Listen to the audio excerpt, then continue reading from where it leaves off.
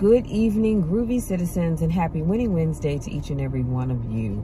I hope you all have had a wonderful day today, a phenomenal day today. Remember, I told you your day is what you choose for it to be. This is why every day when I wake up and I have my prayer meditation time, thank you, I always say, God, today is going to be a great day no matter what. And that means just that, no matter what happens, it's still going to be a great day. Because remember what we talked about, what was it, last week, a week before last? It could be worse. Now, I am perspiring a little bit because I came out the house and I forgot that I didn't get my mail out the box earlier. So I got the mail out, took it back in the house, got back in the car, and it's 86 degrees. It is very hot in here. So if you hear the fan run, it's because my AC is on, because I can't sit here melting. And speaking of, it could be worse. I don't know if I told you all on Monday or not. This week is going by so fast, but my dad's back was bothering him. And by Monday, it was hard for him to even get out of the bed because he had so much pain in his back. Well, my sister got him over to the emergency room, and it turns out he has sciatica. And you know, I find that a lot of people have sciatica and probably don't realize it, but his pain was so intense. Like I said, standing up was not even an option. I had a hard time just trying to help him get out of the bed. Excuse me. And it's almost like the muscles in the back, in his back, were like this. You see, like a tightly closed fist. That's how tight and tensed up those muscles were. So I talked to him earlier and he's doing much better. They decided to keep him a couple of days, so fingers crossed. Hopefully he'll be able to come home by Friday. And he's been working with a pain specialist, you know, to be able to, because when you have sciatica, it's not really much they can do about it. I mean, I guess if it was super intense, they could do surgery. But in his case, you know, they teach you pain management, give him some physical therapy. And like I said, fingers crossed, he'll be able to go home at the end of the week. So as soon as I get done with this video, while it's uploading, I'm going to be driving over to see him before it gets too late. Now, today I'm going to be sharing some Stoic keys that will give you the edge over others. I have 9 to be exact, and then I promise I'll let you be. Number 1, master your emotions. Stay calm under pressure because emotions cloud judgment. And when I tell you that is so true, it really is. I used to be that person that when my emotions got involved and you really took me to that level, I just went off. And what happens is when you go off, your judgment is not where it should be. And you'll do and you'll say things that later on you'll come back and go, dang, I really wish I hadn't done that. I wish I'd handled that situation a lot differently. But by then it's too late because you've already done it. So I love that. Master your emotions. I'm at a point now, although people say, Michelle, you do not have a poker face, which is true, because if I'm not feeling something or if I'm not feeling you, it'll show on my face. I have never learned how to hide that. And at this point, I said, you know what, Lord, I'm not even going to try. It is what it is. But I do master my emotions in a sense that I don't allow things to push me over the edge the way I used to. Number 2, focus on what you can control. We've been talking about that a lot lately. Let go of what you can't control. It's as simple as that. I can't control the weather, so it's no reason for me to get all worked up and upset about it. I mean, I can't. If it's a holiday, y'all know how we have these long weekends and people want to plan on having a cookout or a get together, and then the weather doesn't allow for that and folks get all upset. I get it. I really do, because you planned on being outside and having fun. However, just move it inside. Why get upset? Because you can't control the weather. I can't control the weather. I can't control other people's thoughts. I can't control what other people choose to do and or say about me or anybody else. So I have to let those things go because I have no control over them. I focus only on the things that I have control over. I have control over what comes out of my mouth. I have control over what I allow to take over my mind. I have control over how I spend my time. Those are the things that you focus on. Number 3, listen more and speak less. The wise listen to understand, not just to respond. I am so big on that. And I have, I'm going to say, mastered that over the last, I'm going to say 5-10 years or so, that now when I listen to people, and one of the things about being a life coach or coach in general, or whenever you're doing counseling sessions with people, is that you've got to listen to get clarity. You've got to listen to truly understand what these people are feeling or what they're going through. You can't listen to respond. This is why I'm a note taker. So when I'm talking, I'm writing down things. Like as you say things, I'm writing something down because I want to come back and visit that point. But in that moment, even though I'm taking notes, shorthand notes. Now, I don't have time to be taking long, drawn out notes, but key words that you may throw out, I may write that down and circle it because I want to come back to that particular word. But I am truly listening to understand and to hear you. Oftentimes people say, Michelle, I know I'm being heard, but I don't think people are really hearing me. And there's a difference. You hear me talking, but are you really hearing what I'm saying to you? So make sure you listen more and speak less. Number 4, make decisions with reason, not emotion. Let logic guide your actions, not fleeting feelings. This is so important because when you make decisions with a reason and not based on your emotions, a lot of times you keep yourself out of trouble. Y'all know what I'm talking about. We sometimes will make decisions based on our emotions. Okay, so that man cheated, so you're all in your feelings, you're all emotional, and you decide to go over and slash that man's tires or bust out his car windows. And because again, you're running on emotions, but you've got to stop and think. Are you hurt? Yes. Do you have a right to be hurt? Absolutely. But do you have a right to go and damage someone's property? No, you do not. You absolutely do not. So this is why it is so important to make your decisions with reason. You know, you need to stop and think, hey, if I go and bust out that person's car windows, am I going to jail? I don't know for sure, but you probably find yourself in court, especially if they have receipts showing that you busted out their car window or slashed all 4 of their tires, because now you're costing them money. So I want to encourage you to make decisions with reason. Number 5, practice patience. Timing is everything. The patient person outlasts the impulsive person. So again, it is so important to be able to practice patience. And I know that is something that not everybody has. I know this because I can be very honest when I say that at one time I didn't have a lot of patience, but I do now. I have learned to have patience. People move at their own pace. People are not going to always move at the pace that I need them to move. But I have learned to say to myself, all right, Michelle, take a deep breath, just relax, stay calm.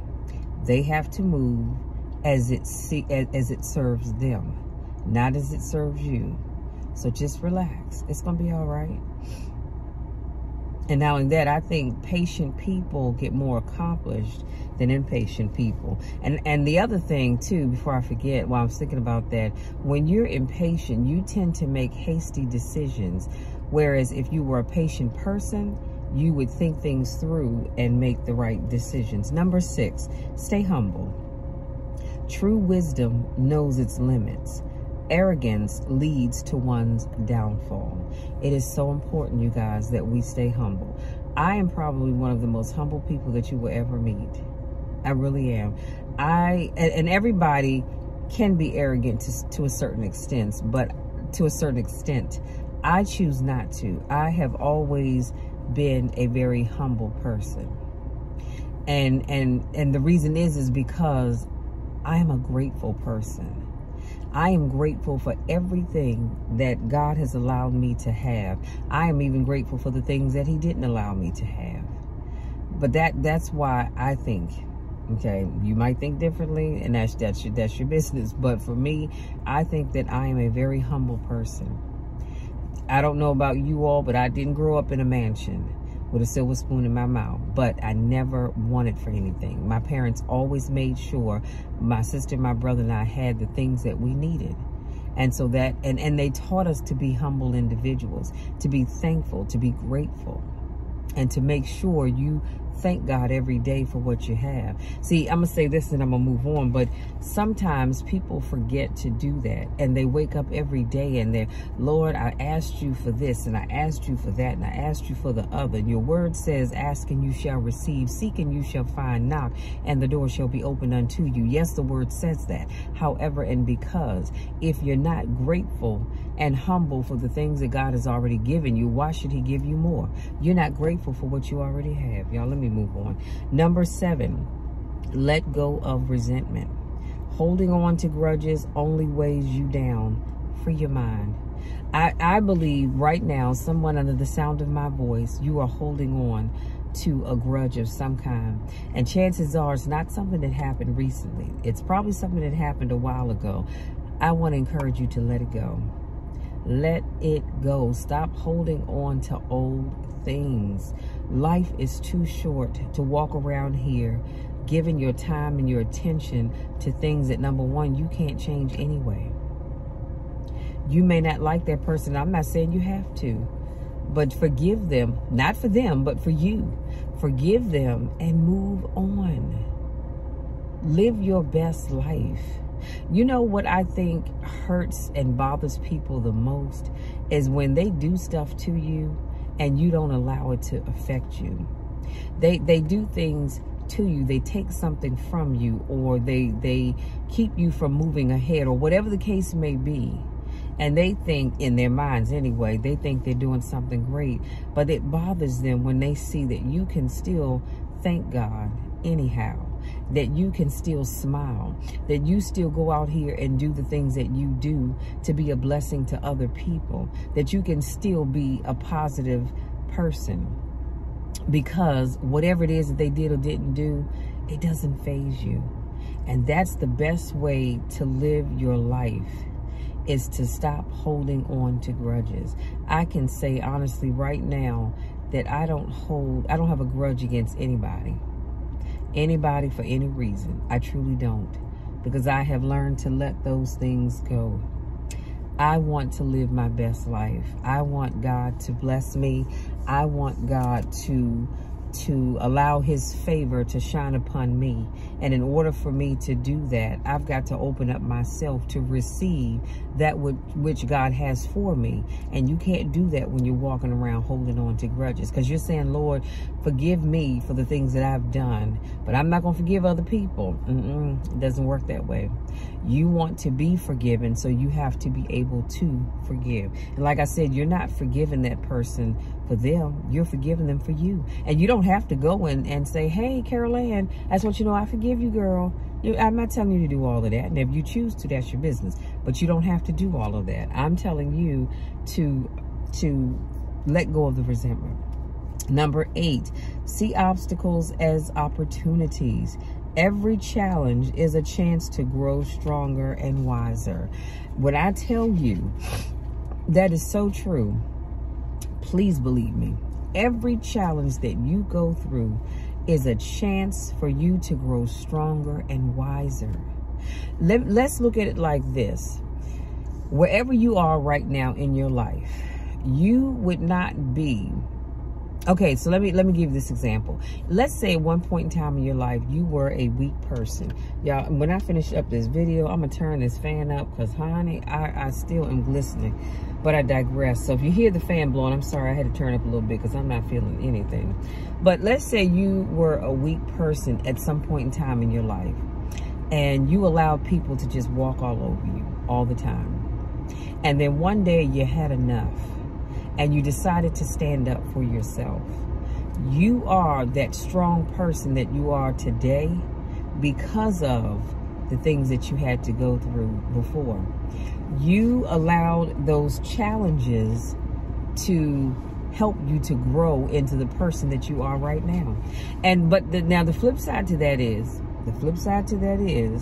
you have some folks that used to be very nice people, probably one of the sweetest people that you'll ever meet. And you see them now, they're just as nasty as they can be. And that's because they allowed their challenges to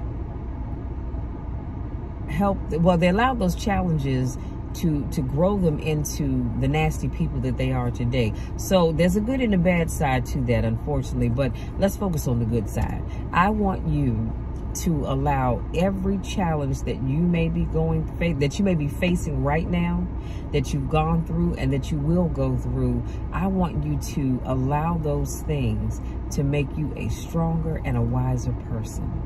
Don't let them beat you down, sweetie. Let them make you into a much better person. You know, you cannot have a testimony unless you've been tested. That's why people get up in church on Sunday morning and share their testimony, because they've been put through a test. And so in order to become a better person, you have to have gone through some stuff. That's why if somebody tries to tell me about how to be a better person, how to do this, that, and the third, I'm asking, I want to see your resume. What have you been through? Because you can't sit here and tell me how I should be if you've not gone through something. That's just like for someone who wants to talk to you about dealing with divorce, but you find out that they've never even been married, much less divorced. How can you tell somebody else how to handle a divorce if you've not gone through a divorce? Okay. Number 9, last but not least, embrace impermanence. Understand that nothing lasts forever. This helps you appreciate the moment and stay adaptable. That is something that I want you to take away. Everything I shared with you will be in the description box, but I want you to take that away with you and really think about that every single day. I mean, every single day. Don't let a day go by that you don't embrace impermanence, because nothing really lasts forever. We're not going to last forever. There's going to come a day when you and I won't be here. And I know we don't want to think about those things, but the reality is that nothing lasts forever. Somebody right now is going through a financial challenge.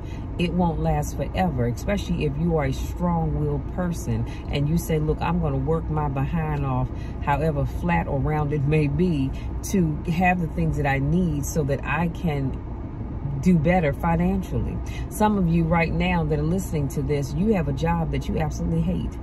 I mean, you hate it like you hate some other things in life, and yet you go every day. You know why? Because you know that that won't last forever. I think about the song where it says, it won't always be like this. The Lord will perfect that concerning me, and sooner or later, it'll turn in my favor. It's turning around for me. And just like it's turning around for me, sweetie, it's turning around for you. Nothing lasts forever. So you remember that as you go through whatever it is that you're dealing with right now. Keep telling yourself, nothing lasts forever. And then you stand 10 toes down and you do the work that you need to do in order to better yourself, in order to pull yourself up from where you are to get to where you want to be. You want to have a thriving business, then you need to do the work. It's as simple as that. You won't be stuck at a job that you hate forever, because eventually you're going to retire or you're going to leave and find another one. But for right now, be the best that you can be in that job. Do the best work that you can do in that job while you're in it right now. And then when the time is right, God will move you on to something else. Y'all listen, that's it. That's all I have. I shared some Stoic keys that will give you the edge over others. You start to really take those in and watch what a difference you make, not only in your life, but in the lives of other people.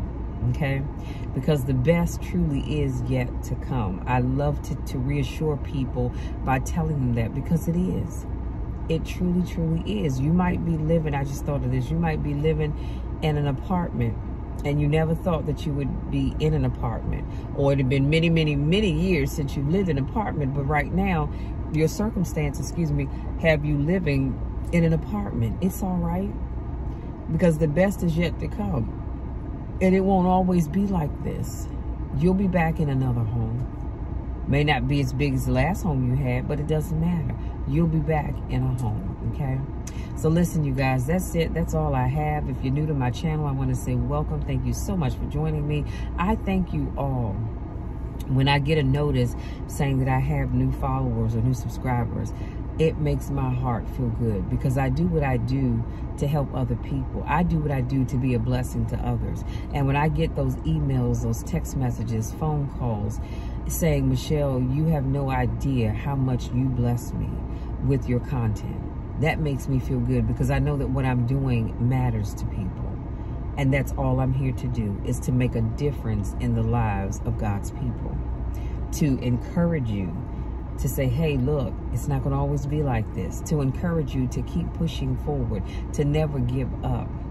How to pick yourself back up when life has knocked you down, because life has knocked all of us down a time or two. But you can pick yourself back up and keep moving forward. So thank you all so very much for doing that. And if this is not your first rodeo, I want to say welcome back. You know I love you all. I miss you when I don't get a chance to see you. And if you are a repeat visitor and you have yet to hit that subscribe button, what are you waiting for? Please make sure you hit that subscribe button.